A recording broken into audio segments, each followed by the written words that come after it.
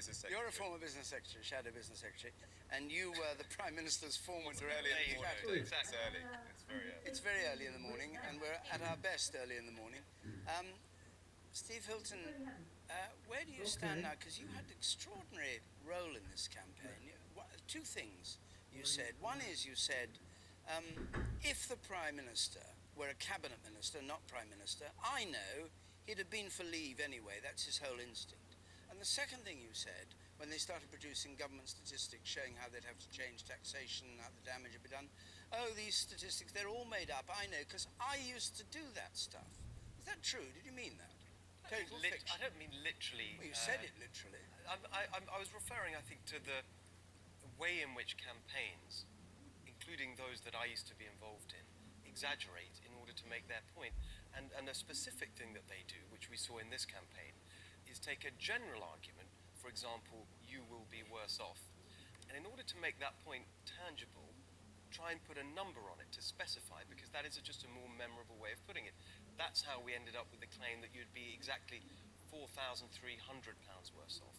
Now, there's all sorts of bits of data that you can put into such a calculation, but truly, everyone involved knows that that is not literally true. They don't really mean £4,300, right. but do they mean people will be worse off? They believe that they'll be worse off. And do you believe they'll be worse off? I don't, but I'm on the other side of the argument. Well, no, you're not entirely on the other side of the argument, because people have talked about, Michael Gove talked about bumps along the road.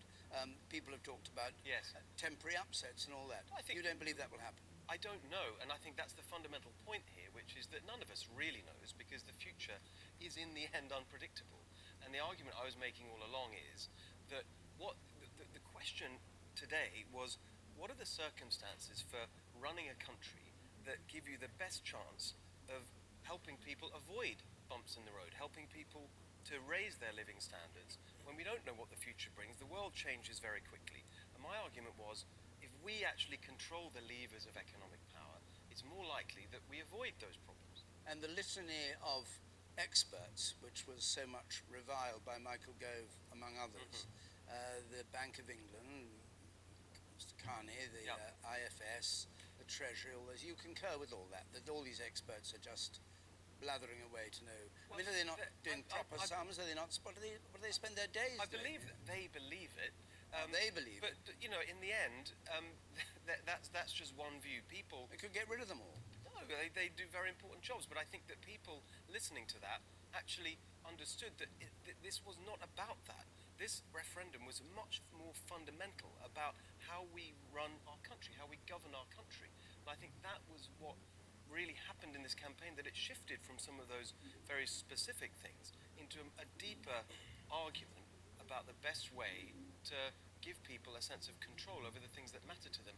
And I think what's happened is people have expressed real anger at the sense of being ignored by the system, a sense that they aren't listened to, and that almost whoever they vote for, nothing really changes, and that I think was at the heart of all this. Chukwuemeka, former shadow business secretary, what do you make of this? Do you think all those experts were wrong? Do you think the campaign was fought on a false prospectus? No, I don't think so, and I think one of the important qualifications to make to Steve's remarks are the fragmented nature of the result. It's not going to be an overwhelming victory for whichever side wins. Look, I thought at the beginning of this campaign that it was going to be a very close result. You have to say, I agree with John, that looking at the results that have come in so far, it is not looking promising for Remain. Whatever the result is, we have to respect it, we have to listen, and we have to learn the lessons. But you have to leave the EU. Well, that may be what is about to happen, but let's not forget. Well, it will happen, won't it? If that is the result? Yes, absolutely. Yeah. If that happens, that will be what even by one vote. Even by one vote, but you have geographical variations in how people are voting. You've got differentiations according to social class. There's definitely a generational difference here. There may be a gender difference as well. So you've got quite a fragmented society in some senses there, and that isn't just an issue for the Labour Party, that is an issue for every party. And that's why when Nigel Farage, and maybe he is being premature here, but when he gets up and when he says this is a victory for decent, honest, real, ordinary people, that tends to suggest that all the people who've just voted for us to stay don't fit into that category. Now, the challenge for us as policymakers, as politicians, is how do we knit together our society after this division? Now, I mean, there are particular issues here for the Labour Party, which I'm very happy to go into, but that for Well, go me... on then. What are the issues for the Labour Party? Well, I think for the Labour Party, there's no doubt that for part of the coalition that gets a Labour government elected, in particular immigration trumped everything else in this debate. I don't actually think for a lot of our supporters and voters, sovereignty was quite the overwhelming issue that immigration became. And why did it become such an overwhelming issue, in spite of all the warnings of the experts that you talk about, David? It's because a lot of people felt, well, you're saying all this about the economy, but I don't actually feel I'm getting a hell of a lot from that economy at the moment. Now, many people in the Labour Party, the overwhelming majority of the Parliamentary Labour Party, by the way, are well alive to this. And the reason that we as a party argued for us to stay in the European Union is that we didn't think the way that you deal with the issues that migration poses and all the other challenges we have, we didn't think the way you deal with that is by crashing the economy. I mean, look what has happened to the pound sterling. $1.35 to the pound, the lowest rate since 1985. Another observation is also, I mean, it's going to be quite interesting to see what happens to UKIP following what people think may be the result now, because what you've kind of seen, if you like, is a takeover of the Conservative Party by UKIP. I mean, you have these big figures, Boris Johnson, Michael Gove, Ian Duncan Smith and others, who've basically been parroting many of the same lines that Nigel Farage has been running for the last few years. But what about Jeremy Corbyn?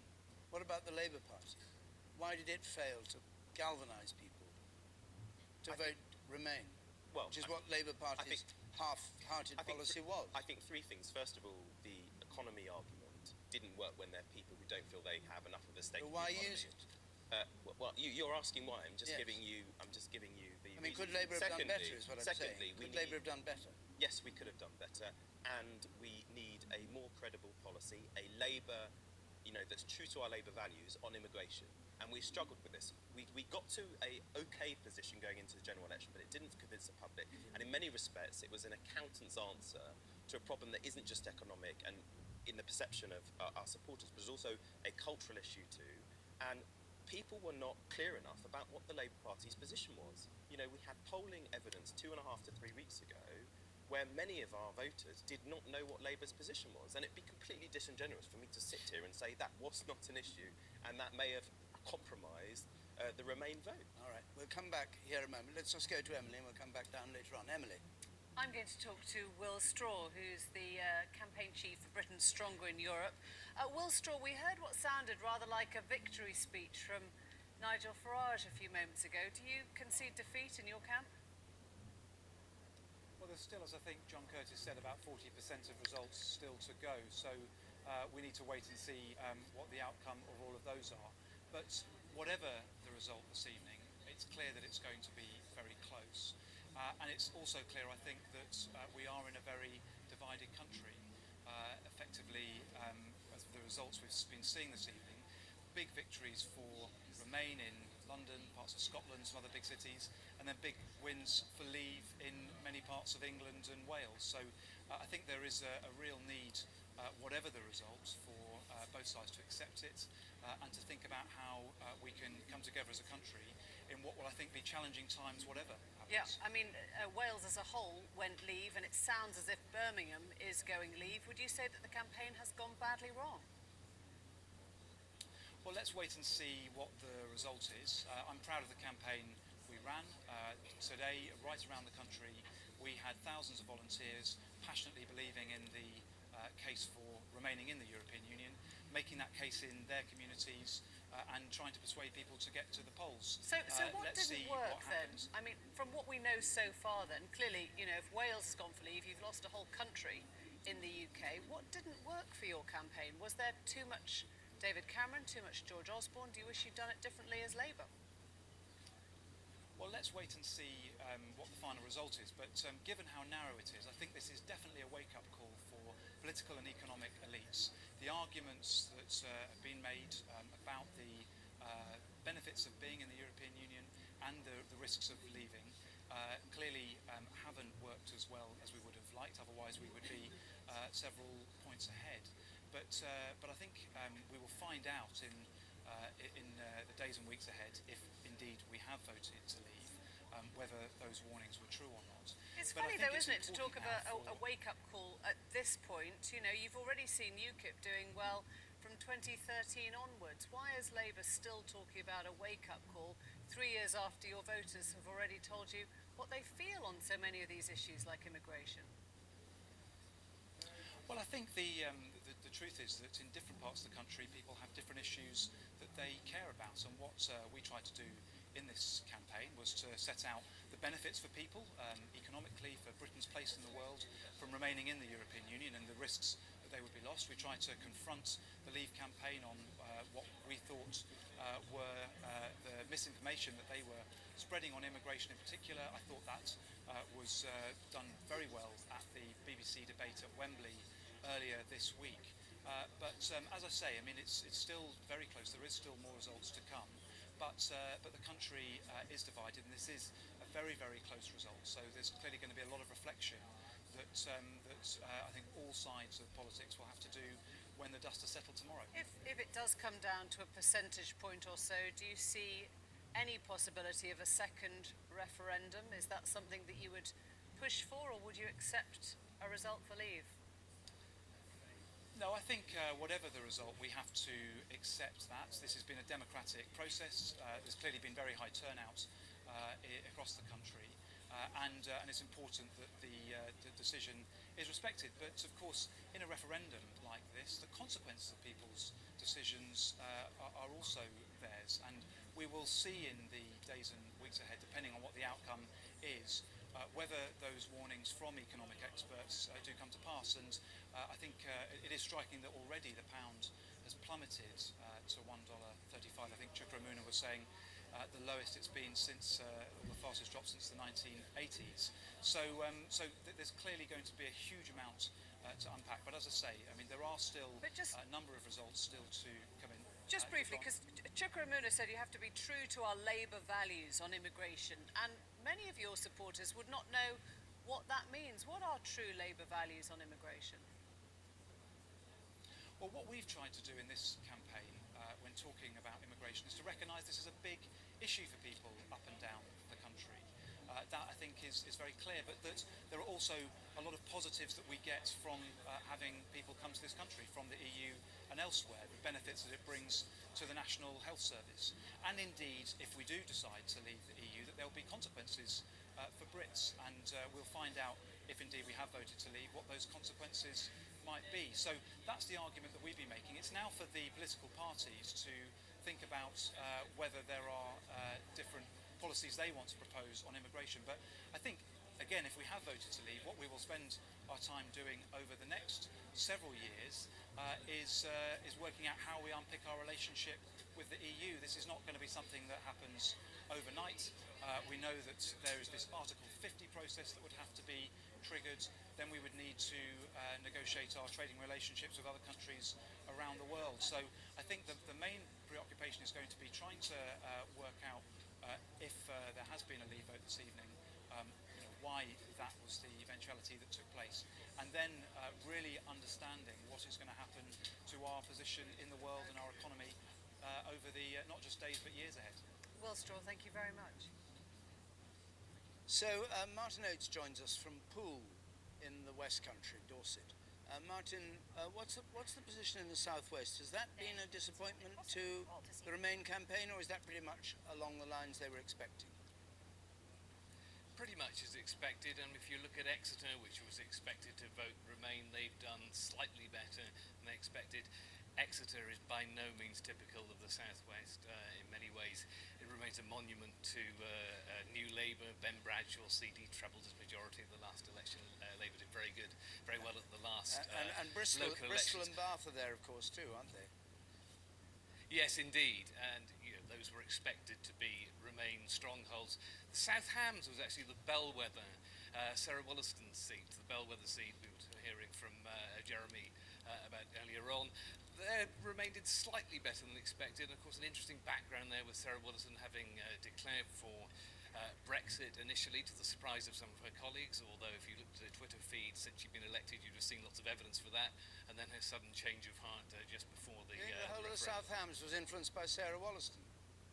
I rather doubt that. No, I'm not saying that at all. There's a very interesting demographic there because you've got the enormous fishing port of Brixham, which I think you probably know well, and then the town of Totnes itself, which is the main urban centre, which has got a different profile, affluent, educated. We've been hearing about these potential differences in demographics, so an interesting seat. And what else have we got to come from the southwest? Are we there now? Is it home and dry? Have we had everything in? We're waiting for Cornwall, which will be an interesting one. There's been a lot of interest in Cornwall nationally throughout this campaign because Cornwall's received hundreds of millions of pounds of European aid. In fact, there's nowhere in England, there's a bit of Wales which has received that level of funding. There's always been this sense, though, that nonetheless Cornwall's very, very Eurosceptic. We should know very shortly whether that's true or not. I mean, mainly because of fishing. Give us back our fish. Fishing, I mean, clearly it's a very emotive issue, but on the other hand, if we look at the rest of the profile of the southwest, I mean, Cornwall's got a strong sense of independence, as I think most people know, but on the other hand, in many ways, in terms of its Euroscepticism, the sense is it shares that with the rest of the region. So, given what we've seen through the rest of the southwest, it probably won't be that surprising if it's finally confirmed, but it will mean that people like me can finally answer this question definitively, because there's always been this sense that it's very Eurosceptic. There's never really been any solid proof of that. Martin, thank you very much indeed.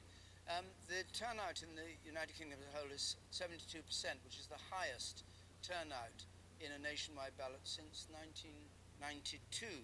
So 1992, 72%. So it's not kind of wildly above what we get in general elections.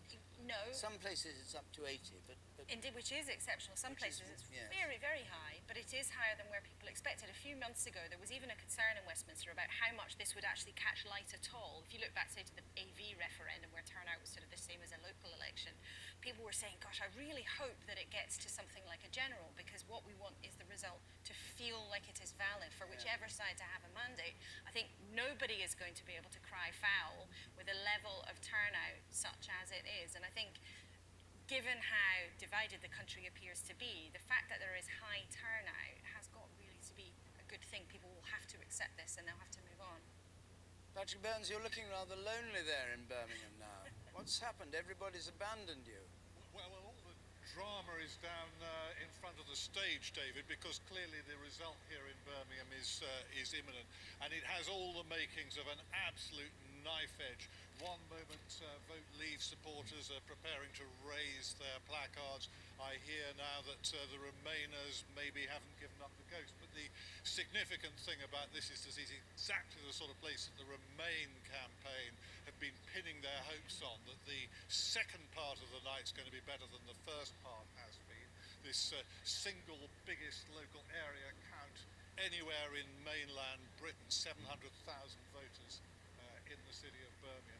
And the very fact that this is such a close run thing speaks volumes, because at the beginning of the evening there was a sort of general expectation that there would be a very comfortable victory for the Remain campaign. I was talking to a Labour MEP who was very sort of jaunty and optimistic about it, and then a little bit later on she, without me even asking, told me that her earlier optimism had evaporated. Another local MP said that whatever the outcome of this in the end, it's exposed the tensions between one region and another, the tensions within the United Kingdom, and there's going to be a sense of real resentment, come what may, either way, given the outcome. Clearly this result in Birmingham is coming up any moment now. One thing I can absolutely assure you is going to be very, very close, David. Thank you. Well, we'll come back to you as soon as it comes through. Patrick Burns saying this feeling of resentment on one side or the other. Do you think that's true? I think Well, I think it's really important we try and avoid it in that sense. I was a little disappointed, probably more than a little, with what we heard from Nigel Farage earlier, because it felt to me not just that the timing of that was wrong, because I think it is too early to be so clear about things, but much more importantly, the tone of it. Are you surprised? Well, hang on a second. I just think that I'm very excited by what's happened. This is a great move forward, I think, for the country, and will have a really big impact around the world as well, in a positive direction in terms of people feeling that they can assert their sovereignty. But it's also a really serious moment. It's not a time, I think, for shouting and jumping up and down in that way. I think it's really important that we recognise this is a really big decision, something really momentous. Yes. Looks like it might be about to happen. Do you think your friend, or perhaps I should say former friend, David Cameron, can remain Prime Minister and carry through the consequences of this vote? And Definitely. go back to Europe and negotiate on behalf of a... I really do. I'm not just saying that because I It's a want humiliation for him. Look, I think that he's someone who takes very seriously his duty as Prime Minister to be a steward of the nation's affairs. This is going to be a really big moment where I think this is exactly the kind of thing where he will want to make sure that the country is in safe hands. And I think that he himself, although he's lost this argument, it looks like, although again it's a little early to be certain of that, he was saying not that long ago that we can prosper and flourish outside the EU. I think that he is the best person to lead us in what will be a very, very But he won't process. know which direction to go in, will he? Because his whole argument has been about the necessity of staying in the EU. Can't then suddenly start arguing about the necessity of leaving the EU. Well, I mean, you're right. But that argument is over, frankly, because we had the vote today. So it's no longer about whether; it will be about how. And I think that he will be able to. He's the one who's in the best position to do that well. But by the very least, Steve Hilton, surely his time in office, the timetable will be shortened and curtailed. Certainly, ministers, MPs are split on whether or not he'd have to go immediately. But what everybody agrees on privately is that his timetable is shortened now. I don't really understand why that needs to be the case. He was elected last year for a full term, and that, knowing that there'd be this referendum, there were no conditions attached to that.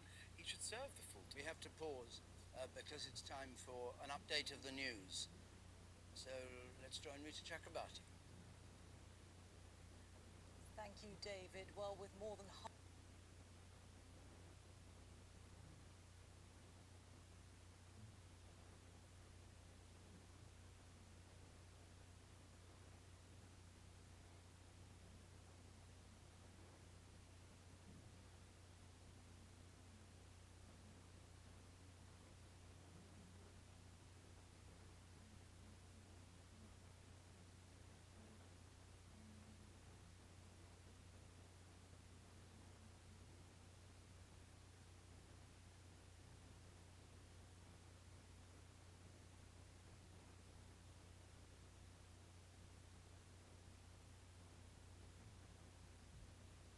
the votes voters are backing Brexit, but in Edinburgh the Remain campaign secured a big win. And there was good news for Remain in the London borough of Lambeth, with 79%, a much better result than expected. By 2 a.m. the result was still looking very tight indeed. I think it's going to be extremely close. And there is a disaffected vote, and it's disaffected with politics overall, disaffected with Westminster politics in particular.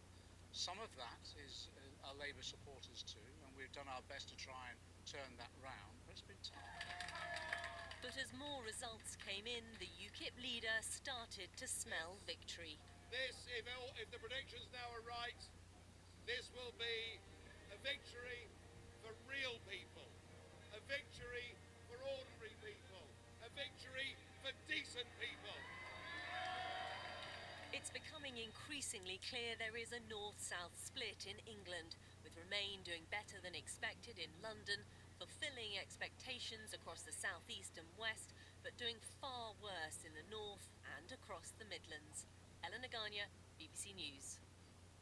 Well, early results have upset the world's financial markets, with the pound falling again in the past hour to $1.34, its lowest point since 1985.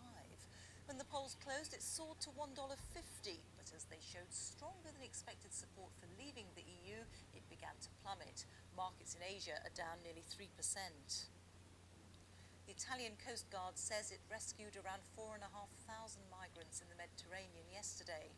Good weather and calm seas have led to more people risking the journey from North Africa. The charity MSF has been helping the rescue operation. A woman's body was recovered from one of the vessels near the Libyan coast. Rescue workers in the eastern Chinese city of Yancheng are searching for survivors of a tornado and heavy hailstorm. The state broadcaster says 98 people have been killed and more than 800 injured. A man has been jailed for life for plotting a beheading on the streets of London, inspired by so-called Islamic State, which could have targeted a poppy seller. 23-year-old Nadir Saeed was arrested in November 2014, just days before Remembrance Sunday. One of the world's longest-running civil wars in Colombia has been brought to an end after more than 50 years of fighting. The so-called FARC rebels have signed a deal to lay down their arms following 3 years of negotiations. Well, that's it. There's more from me in a little while. Well, at 20 minutes to 5, we can now say the decision taken in 1975 by this country to join the common market has been reversed by this referendum to leave the EU. We are absolutely clear now that there is no way that the Remain side can win. It looks as though the gap's going to be something like 52 to 48, so a 4-point lead for leaving the EU. And that's the result of this referendum, which has been preceded by weeks and months of argument and dispute and all the rest of it. The British people have spoken, and the answer is, we're out. Laura. Well, so rare that a country, as individuals, we get the chance to take a decision as big as this. This was the most profound question we had been asked for decades as a nation of voters. And we have answered it with a vote against the status quo, against political expectation, against the traditional political rules that in Britain voters tend to go with what they're told is their economic self-interest. Instead, people have decided to defy those conventions, defy the expectations of Westminster, defy all the advice from experts, big business, economists and the like, and vote to leave the European Union. And this is a vote that has huge consequences, not just for our country, but also implications for a whole continent. And it unleashes a period of huge uncertainty, maybe huge opportunity, but also maybe huge risks too. And the immediate results, Kamal Ahmed has been following. What are the financial markets saying? Well, David, I think this has come as a shock to the financial markets. We were seeing the pound at 10 o'clock last night at record levels for 2016. It has now hit lows not seen since 1985. That is how much the markets are concerned about this decision for Britain to leave the European Union. Pound And I think just now to the it's dollar? down at 134, 135. How did it begin the evening? And it started at $1.50, so it's lost 15 cents today. It's fallen over 10%. And What in about currency stock terms, market figures? Is there anything there? well, in currency terms, David, that is astonishing. That type of volatility is higher than in the financial crisis of 2008, when Britain crashed out of the European exchange rate mechanism in 1992. On the stock markets, the Nikkei in Japan, obviously the Asian markets are open at the moment. The Nikkei in Japan is down 3%. This is really a global issue. It just adds this notion of global uncertainty around. And also that the euro has weakened significantly against the dollar. So clearly, not only is this a UK issue, but this is a euro area issue as well. Because what will the ramifications be when Britain leaves? What will that mean for the other European Union economies, the possibilities of other referendums? But just as Laura says, Britain has made a decision that has sort of reversed that old famous phrase by the Clinton aide, it's the economy stupid when it comes to issues of elections. People have said they don't care what they've been told about the economy, what the reaction may or may not be. You may just have a different view on the economy from the experts. Or they may have a different view, and I Like think Steve frankly Hilton, as well, they may believe it's going to be better. well, I think as well, David, I think a big point which I think has been underestimated by what might be described as the establishment. In 2008, nobody predicted, or very few people predicted, that people might not be able to go to their ATM and get out their own cash out of a bank. I think that really produced a complete disconnect between the public and the people so-called in charge. And I think that is still running now, because if economists tell you A, B and C is going to happen, but in 2008 they couldn't guarantee you could get money out of your bank, well, why listen to them? Do you think there'll be emergency measures taken by the Chancellor or by the Bank of England this morning to stop a run on sterling, for instance? Are there measures they should or could take? I am sure that the Bank of England will be considering now what statements they need to make to the markets before the markets open in London in the next 3 hours. And will the markets open in London, or can the stock market be closed? They will do. They will do. I mean, we will see the FTSE's futures, which is an index which predicts which way the FTSE is going to go when it opens, is down 8% at the moment. It would be, although we are in uncharted territory, it would be remarkable if the London market did not open. You can, of course, suspend trading if the volatility is so high and the initial fall is so deep. That decision can be taken, and it will be for the Treasury and the Bank of England to come together to talk about that. I'm sure, though, that Mark Carney, the Governor of the Bank of England, and I'm told that he is planning, this is being planned at the moment, will come out with some form of public statement. They hope to do it after the Prime Minister has spoken, to give some form of reassurance about liquidity, about financial support for banks in particular. Banking stocks are likely to be heavily hit when the markets open in London. HSBC, which is one of our biggest banks, is also listed on the Asian market, and its share price is already falling. Why does this really matter to people? It's quite interesting. I'm getting quite a lot of tweets from businesses saying, I buy in dollars from suppliers from abroad, and therefore my costs are going to go up hugely because of this. So on one side it will be bad for some businesses, but of course if sterling falls markedly, that is very good for British exports. We've always struggled in the export market. So although economically there are pluses and minuses to what is happening, in terms of the currency, they clearly were far too complacent at 10 o'clock last night about which way this vote was going to go, and they are now desperately trying to change their position on sterling, because sterling, I'm sure, is going to have a pretty torrid time on the markets. And with some holidays coming along, it's not much fun for people planning to go abroad on holiday. They're going to find their pound doesn't go very far. Those people who were queuing outside currency exchanges yesterday to buy their euros were pretty smart. John Curtis. Well, I think you're expressing a degree of surprise about the fact that a majority of people voted to leave, even though they were given the warnings about the economic consequences. Well, I think one thing one needs to realise is that it was only ever the case that a plurality of people, not a majority of people, a plurality of people felt that the economy would suffer as a result of leaving, and that many of the people who were saying they were going to vote for leave were just saying, look, it's not going to make much difference. Conversely, however, on the other crucial issue of this referendum, a majority of people felt that A, immigration is currently too high, and B, that leaving the European Union would result in it falling.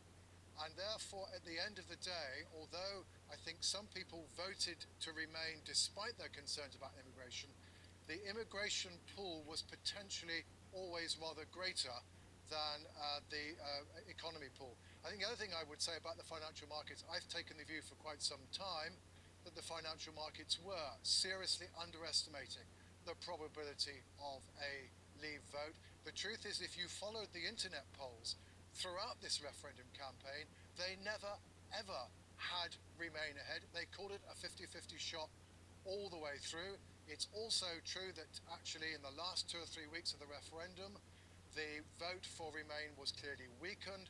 And in fact, once you take out some of the methodological changes that the pollsters made along the way, it's very clear, and it was clear before we opened a single ballot box, that the Leave side had actually won the campaign. There'd been a clear shift towards Leave in the public opinion polls during the course of the last 3 or 4 weeks. So you put all that together, I frankly did not understand why the pound was so calm during the course of yesterday. Thanks, John. James Reynolds joins us from Brussels. Now, I don't know whether anybody's around, whether you've had any chance to talk to anybody, James, but we'd like to know if you have. They're all hunkering down at the moment, David. It's almost like a giant Brexit-coloured wrecking ball is about to swath its way through the Berlaymont building. So I would imagine that Eurocrats at the moment are getting ready for the day of their lives. Carl Bildt, one of the most outspoken, high-profile European diplomats, has been almost one of the only ones speaking in the last hour or so. He said that Europe now faces immediate turmoil and possible long-term uncertainty. We expect possibly the President of the European Parliament, Martin Schulz, to come out in the next few hours, and then we expect the other presidents, Donald Tusk and Jean-Claude Juncker, to speak as well. In effect now, it's over to David Cameron, because the European Council will await Mr. Cameron's informing them that he is triggering Article 50 of the European Union Treaty, which calls for 2 years of negotiations for Britain to leave. Thanks very much indeed. Steve Hilton, let's come back to you and Chuka Umunna and talk a bit about immigration, which John said was one of the key factors in this. Chuka, you start on this. What do you think that Labour's view on immigration, now that you will be free, of course, outside the EU, what should the policy on immigration be? How would you change it? Well, the first observation to make is I think those who have argued for us to leave the European Union have a huge expectation to meet. Because what they have said is if we leave the European Union, you get back control, as it were, and you can bring immigration down to the tens of thousands. Now, personally, I don't think they're going to be able to deliver on that. If you just take non-EU immigration, it's running at 188,000 net at the moment. That's before you consider current immigration from the EU. And of course, the Vote Leave campaign's policy is to keep the current European citizens living here. So I don't see how they're going to be able to deliver on that. In fact, I don't see how they're going to be able to deliver on a lot of the things, because they've also been, people have also been told we leave the European Union, that's going to lead to huge increases in public service investment. I don't see how that is going to happen, given the track record of many of the people who are saying this, is to cut our services. Now, our investment in our services. In terms of immigration, look, I think we need a much better debate about this. On the one hand, there is this kind of suggestion that still just get rid of the EU immigrants and all of our problems will be solved. And clearly, as I've just said, I don't think that is going to happen. On the other end, you have people say, look, immigration overwhelmingly has been a good thing for society. Just look at the economic data. I don't agree with that either.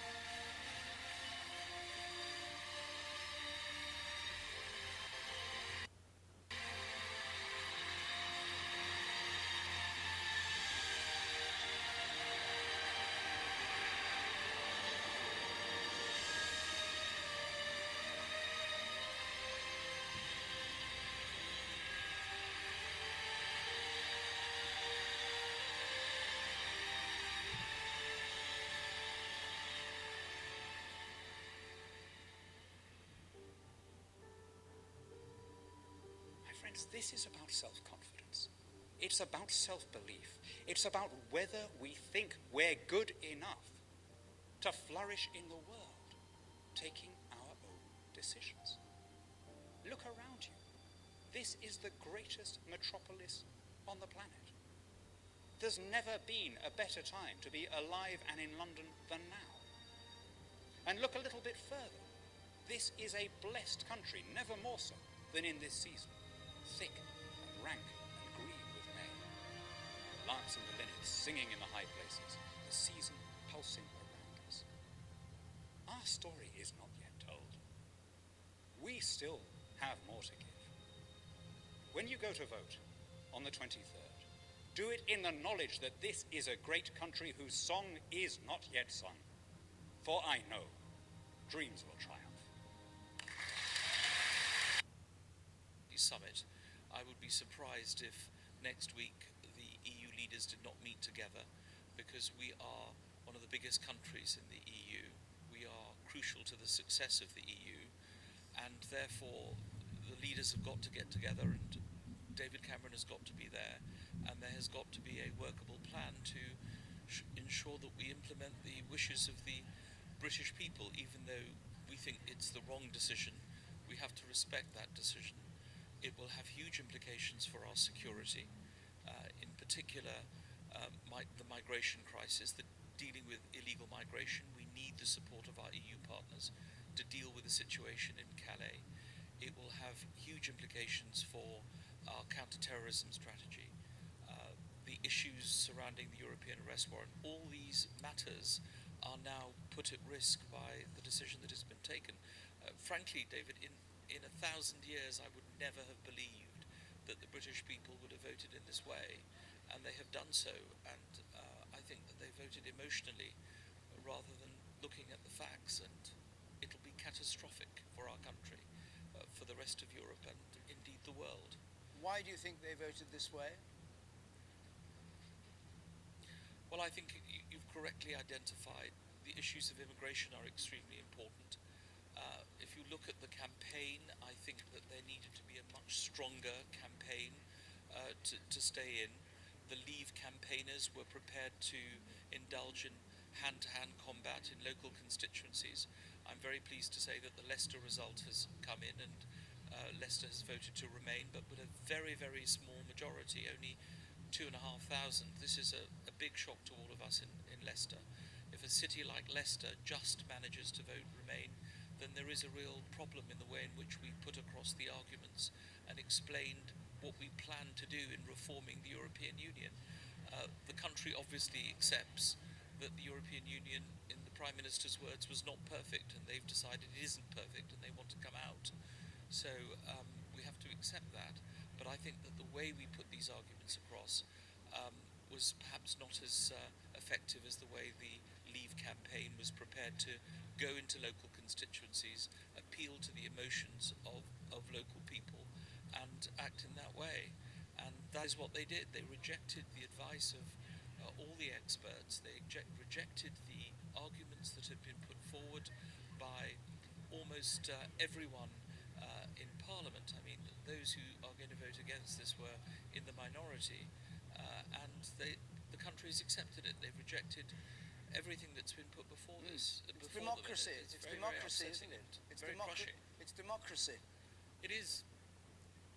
Absolutely, it is democracy, and that's why I'm saying that we have to respect this decision, but we have to act in the best interests of our country. And I think that David Cameron really fought a very strong campaign. He went round the country and he put the arguments to the British people, but they have rejected those arguments, and therefore what we now need to do is to work with colleagues to make sure that we get the best deal in respect of our exit. Keith Vowes, thank you very Words much. I never thought I would ever say. Thank you for joining us. Fiona Hislop joins us now from Falkirk of the Scottish National Party Culture and External Affairs Secretary, and has responsibility for Europe. Now, all along the concern has been by unionists that if England voted Brexit and Scotland voted Remain, it would be an argument for another referendum and Scotland would leave the Union and remain in the EU. Is that what you now think is a prospect? Is that what should happen? Well, Scotland's clearly and decisively voted to remain part of the European Union, 62% to 38%, an increased turnout even from the Scottish Parliament elections barely 6 weeks ago. Now, that clearly sends a strong message. It's quite clear that we see a different type of politics in Scotland, a different approach to constitutional affairs, and I think people will be looking very closely at this result and looking at the prospects for Scotland and what is in the best interest of Scotland going forward. We set out in our manifesto barely 6 weeks ago our conditions and our concerns about when and if an independence referendum would take place. But the reaction from people, many of whom will have voted no to Scottish independence less than 2 years ago, on the premise, quite falsely from David Cameron, that somehow we wouldn't be part of the European membership, should be looking very closely and reappraising their situation just now. So I think the reaction from Scotland will be strong. It's been strong tonight, but we'll see it in the next few days as we obviously see the final result playing out. So you certainly wouldn't. Well, the final result I think is fairly clear. There seems to be something like a 4 point or so between them. But Nicola Sturgeon says that when it becomes clear, let's just see her quotation, her remarks, while the overall result remains to be declared, well, we're nearly there, the vote makes clear that the people of Scotland see their future as part of the European Union. The process for that, what would that be? Well, we clearly have interests in our European Union membership, and clearly we want to make sure that our trading and our connections with our European neighbours and partners can continue. The basis of that will have to be negotiated, whatever the result finally as it comes through. But we're quite clear. The Scottish Government will protect Scotland's interests, whatever the circumstances, and we intend to do that. Now, how we do that will depend on exactly what the result is, but we're very, very clear. The Scottish people have spoken. Their interests are about maintaining that membership. They are interested in maintaining our relations with Europe. We have to find the means in which we can do that, but clearly there's some way to go in terms of determining the mechanism of doing that. But decisions have consequences, and if the United Kingdom has made a decision against the interests of the Scottish people, that will have consequences. Fiona Hislop, thank you very much. Laura, you're off to Downing Street, I am. gather. What are you going to do in Downing Street? Well, we're going to wait and see what the Prime Minister is going to come out and say, because this is such an 5 in the enormous morning, you moment. think you'll be Well, out? we've predicted there's going to be a dawn raid. It was being called and predicted as his dawn raid statement. Now, we are not necessarily expecting anything very imminent, but we're out at Elstree, so it might take me a while to get there. Certainly don't want to miss it. This is such a huge moment for our politics. This is certainly the biggest political decision we've taken in my lifetime, probably the biggest political decision we will take in my whole lifetime. This has implications for absolutely everything, for our economy, for immigration policy, for our place in the world, for good or for ill. This decision will define our politics for years to come. But of course, one of the most pressing immediate issues is what it means for David Cameron's time in office. There's a tension there between whether or not this huge defeat, a huge snub for his personal authority, drives him out of office, or whether or not he feels that pull that Steve Hilton was suggesting, that at a tumultuous time it's his responsibility to fight to stay on, to try to give an impression of calm at least while this decision sinks in around the world and around the country. Well, you be off to Downing Street, and we'll hear from you talk there. Very shortly from there, depending how quickly I can get there. Okay. Thank you very much Pleasure. indeed. Talk to you soon. Kamal, just pick us up on the latest moves on markets and money and all the rest. Yeah, so the Nikkei, that's the Japanese stock market, has fallen sharply. It's down about 8%. We've seen the pound as being down now, flirting with levels not seen since 1985. As I said before, David, what's called FTSE Futures, so that's an index that predicts where the FTSE 100 in London will go once it opens in 3 hours' time. That's down 7%. I mean, just touching on this point, as Laura was saying, this is a global issue. The euro itself has fallen towards parity with the dollar, so the euro currency is also being sold. There's a real flight to safety, I think it's called. So people are moving towards the dollar. Gold has gone up by 7% today. I just think that the uncertainty that this creates will create this very volatile day on the markets, and will mean that for the next 24 hours certainly, and certainly for the next few days, as the markets try and digest something that frankly they didn't believe was going to happen, will be a astonishingly volatile. And I'm sure that, well, of course, George Osborne, whilst he remains as Chancellor, Mark Carney, the Governor of the Bank of England, will be in discussion about how they can provide at least a degree of reassurance that volatility doesn't spiral into anything worse within the UK economy. Okay. Steve Hilton, you heard Keith Vaz from the Home Affairs Committee really moved, speaking as though the earth has dropped beneath his feet, that the whole world has changed in a trice, and worried about the effects of it. Do you think it's as seismic an event as that? I do. Yes. I share the emotion in a sense, but in the other direction. I think it's an absolutely stunning result, but one that has huge opportunity for our country and indeed the world. But I think we've got to make the most of it now. That's the most important thing. And I agree with absolutely everything Chuck has said earlier about really using this as a wake-up call to address some of those problems that have been festering for so long and I think have led to this result. And it's not just the last few years. I think it goes back decades, actually. This sense of people losing control, about power going into fewer and fewer hands, not just in relation to government and politics, but in the economy too, with big businesses operating around the world and being callous about the impact of their decisions on real people's lives. I think that's what this vote is all about. It's a rejection of all of that, and I think we've got to really take it seriously. But Steve, I think the interesting thing about this take control argument that has been made by many who've advocated us leaving the European Union is the idea is to take back control to the UK state. But most of the people who've been making the argument do not believe in active government in the economy, in terms of intervention